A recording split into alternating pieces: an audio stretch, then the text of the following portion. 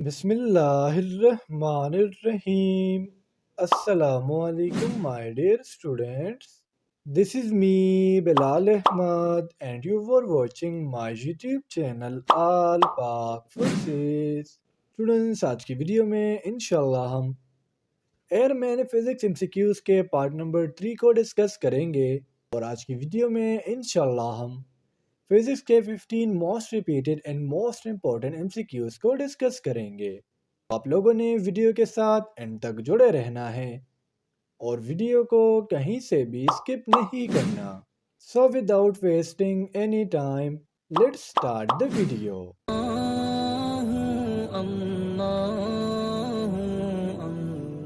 Number first है हमारा unit of acceleration is. Acceleration की हमारे पास यूनिट क्या है? सो हमारा जो करेक्ट ऑप्शन है वो है ऑप्शन डी, मीन m²। अब हम स्टूडेंट्स थोड़ा सा समझने की कोशिश करते हैं कि एक्सेलरेशन होता क्या है। अगर हम एक्सेलरेशन की डिफिनीशन की बात करें, so the rate of change of velocity is called acceleration. यानी एक्सेलरेशन हमारे पास बराबर है v minus V naught divided by T, या सिंपली हम कह सकते हैं del v by del T, जिसमें v इनिशियल वेलोसिटी को, v नॉट फाइनल वेलोसिटी को शो करता है। और अगर हम डिल टी की बात करें तो ये हमारे पास चेंज इन टाइम, या सिंपली हम कह सकते हैं एलैप्स टाइम को शो करता है। एमसीक्यू नंबर 2 है हमारा unit of potential differences. Potential difference हमारे पास होता क्या है?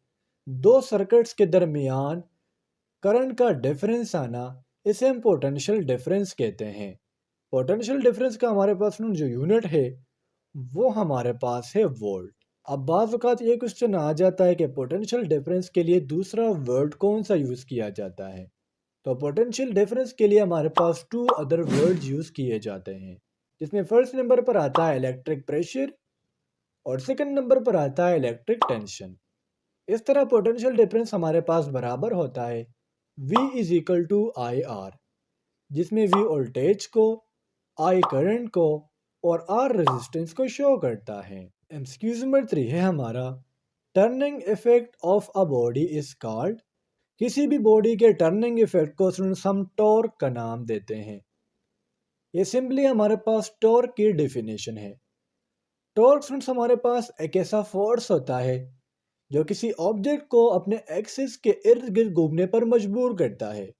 लेट्स सपोज मैंने कहा कि हमारे पास एक ऑब्जेक्ट है, अब इस पर एक ऐसा फोर्स लगता है जो इसको मजबूर करता है कि अपने एक्सिस के इर्द गिर्द ये घूमेगा।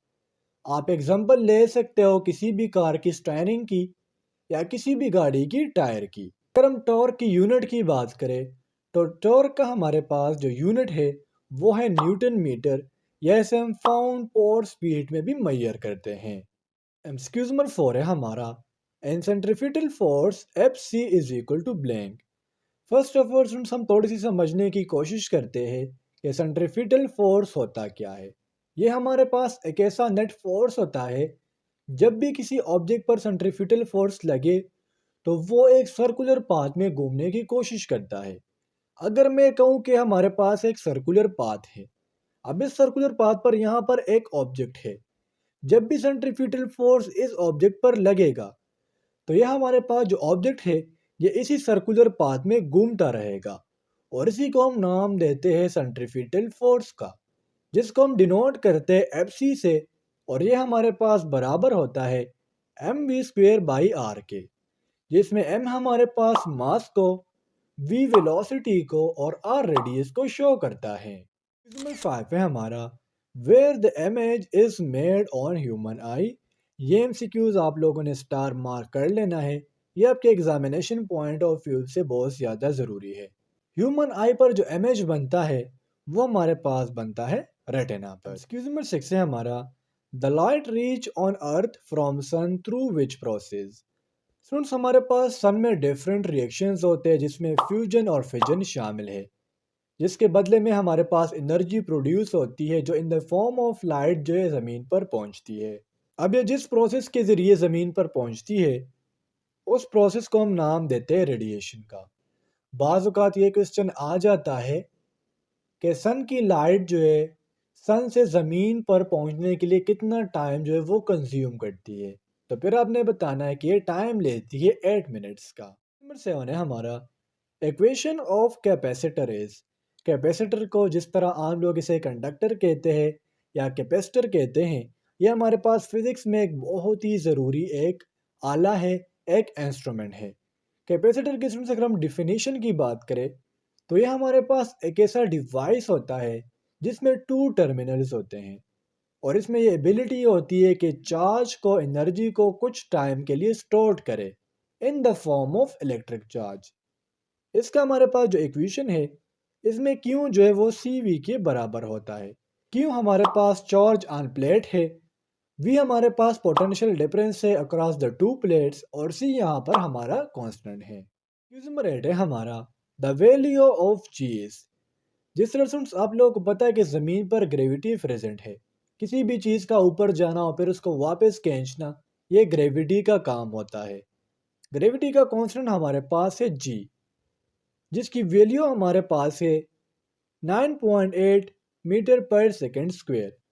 ग्रेविटी सबसे ज़्यादा जुपिटर पर है और अगर हम मून पर ग्रेविटी की बात करें तो वो हमारे पास है 1.62 मीटर पर सेकेंड स्क्वायर। एक्सक्यूज में 9 है हमारा the rainbow is a result of.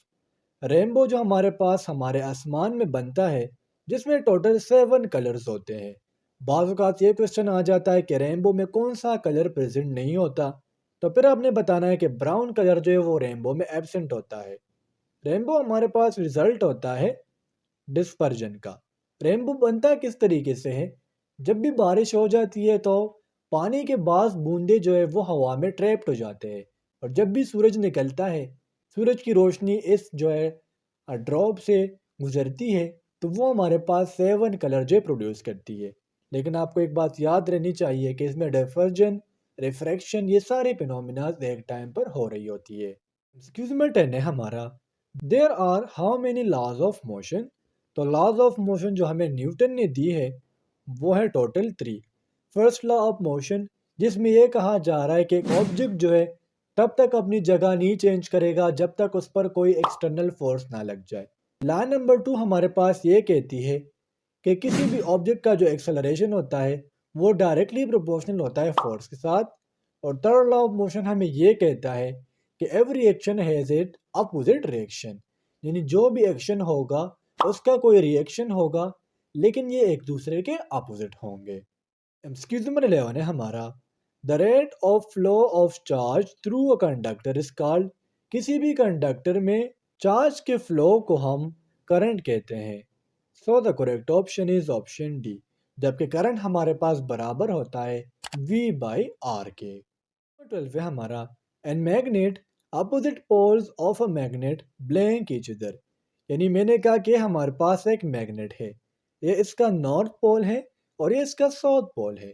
तो आपने हमेशा ये बात याद रखनी है कि मैग्नेट के हमारे पास जो अपोजिट पोल्स होते हैं, नॉर्थ साउथ या साउथ नॉर्थ, ये हमेशा एक दूसरे को अट्रैक्ट करते हैं, जबकि किसी भी मैग्नेट के सेम पोल्स नॉर्थ नॉर्थ या साउथ साउथ ये एक दूसरे को रिपेल करते हैं। इसमें 13 है हमारा whenever a piece of magnet is cut into two pieces, its one end becomes north pole and others।